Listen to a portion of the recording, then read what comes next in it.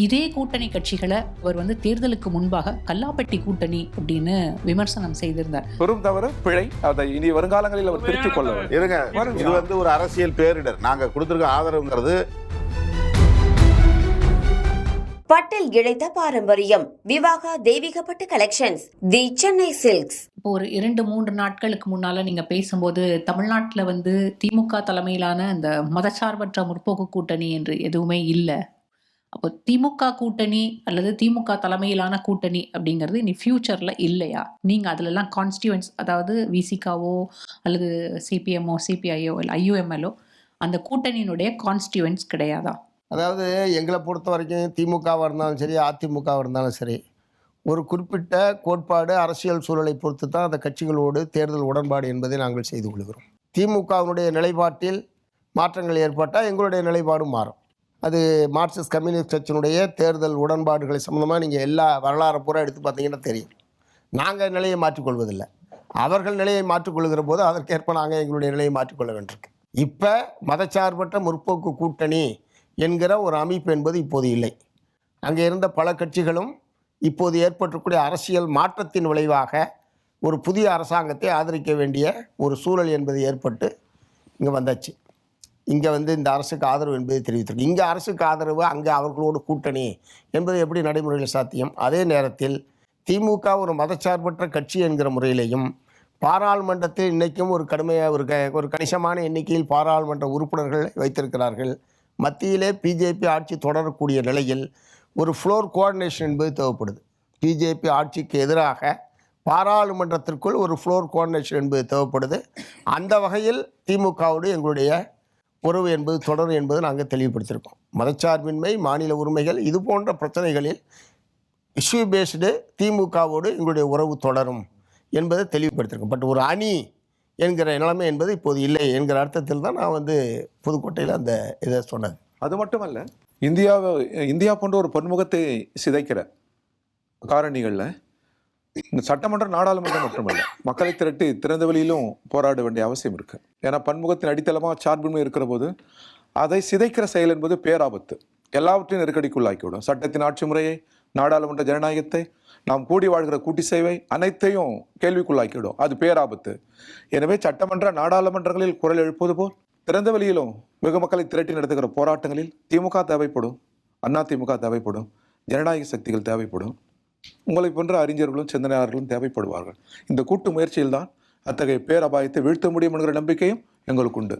தோழர் திருமாவர்கள் தொடங்கும் போது சொன்னாங்க, ஜனநாயக சக்திகளினுடைய ஆதரவோடு இந்த ஆட்சியை அமைக்க வேண்டும் என்று விஜய் விரும்பினார், எங்களுக்கு கடிதம் எழுதப்பட்டதுன்னு. நீங்களும் அதையே தான் சொன்னீங்க. ஆனால் இதே கூட்டணி கட்சிகளை அவர் தேர்தலுக்கு முன்பாக கல்லாப்பட்டி கூட்டணி அப்படின்னு விமர்சனம் செய்திருந்தார்.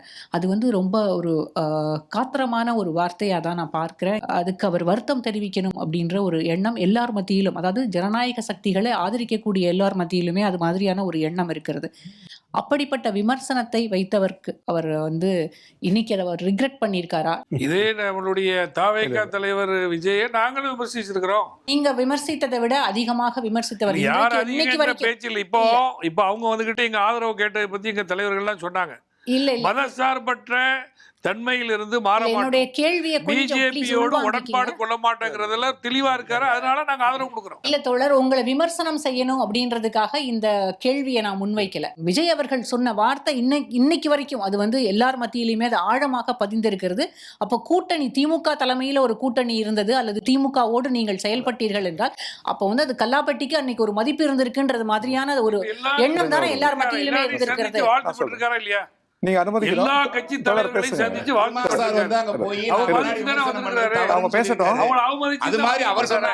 உங்க கருத்துக்குள்ள ஆழமான கேள்வி இருக்கு, அது கடந்து போக முடியாது. நீங்களாம் பத்திரிகையாளர்கள், ஊடக அறிஞர்கள், பத்திரிகையில் சில படம் போட்டு இதற்கு கருத்து தேவையில்லைன்னுவாங்க. படம் மட்டும் போட்டுருவாங்க, இதுக்கு கருத்து தேவையில்லைன்னுவாங்க. அதுபோல் கோட்டீஸ்வரன் சொல்றாரு பாருங்க, நீங்க அந்த மாதிரி கல்லாப்பட்டி சோபா அப்படின்னா அது எங்களை அண்டாது. 100 ஆண்டு கால அரசியலில் ஒருபோதும் 1,40,000 காவல் நிலையங்கள் இருக்குது இந்தியாவில். ஊழல் குற்றச்சாட்டுக்காக எங்கள் மீது ஒரு எஃப்ஐஆர் இல்லை, நீதிமன்றங்கள் நாங்கள் தண்டிக்கப்பட்டதில்லை. எனவே இந்த சொல்லே நாங்கள் செவிமடுத்ததில்லை. எனவே அவங்க பேசினாலும் அது எங்களை நெருங்காது. ஒரு சின்ன உதாரணத்துக்கு அனுமதிக்கணும். நேற்று முன்தினம் நான் கனி இருப்ப காய் கவர்ந்துட்டு நான் சொன்னேன். நல்ல சொல்லுக்காக கடுமையான வார்த்தைகள் எதிர்பார்க்குறாங்க அவங்க. இல்லைங்க, தமிழில் செழுமையான சொல்லாடல் இருக்கிறது. எனவே கனி இருப்ப காய் கவர்ந்தற்று அப்படின்னு நான் சொன்னதை எப்படி போடுறாங்கனாக்கா, கனி வந்து தாவேக்காவும் காய் திமுகவும். நான் பதறல. நான் அதில் மறுநாள் என்ன சொன்னேன் நான், அப்படின்னா 5 ஆண்டுகளுக்கு முன்னால் கனி திமுக அல்லவா? அந்த கனியின் பக்கம் நாங்கள் சென்றது உண்டா? எங்கள் நலன் பொருட்டு நாங்கள் தீண்டியது உண்டா? சொல்லுங்க. அப்போது அவங்களுக்கே புரியும், எவ்வளோ பழுத்திருந்தாலும் தங்கள் நலனுக்காக அந்த கனி அரிகள் வரமாட்டார்கள் இவர்கள் என்பதற்கு முன்னர் ஆண்டவர்களுக்கும் தெரியும், இப்போ ஆட்சி செய்கிறவர்களுக்கும் புரியும். எனவே இந்த கேள்வியை கடந்து போகலாம் என்று கோட்டீஸ்வரனே பதில் அளிச்சிட்டாரு.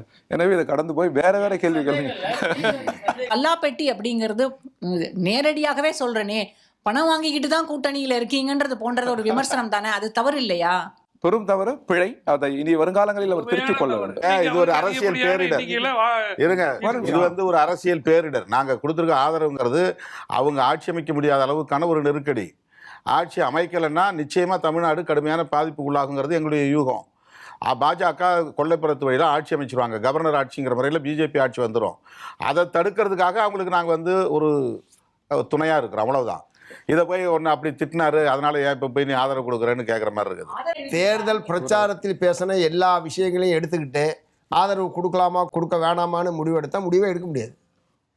இப்போ நாங்கள் முடிவெடுத்திருப்பதற்கான அடிப்படை என்ன, அது தெளிவாக சொல்லிட்டார். இந்த 1 2 3 4 இந்த காரணத்துக்காக தான் இந்த தாவேக்காவை ஆதரிப்பது என்கிற முடிவுக்கு நாங்கள் வந்திருக்கிறோம்.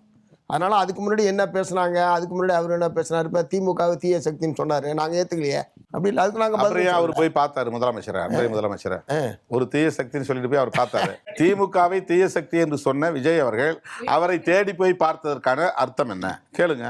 பட்டில் இழைத்த பாரம்பரியம். விவாகா தெய்வீக பட்டு கலெக்ஷன்ஸ், தி சென்னை சில்க்ஸ்.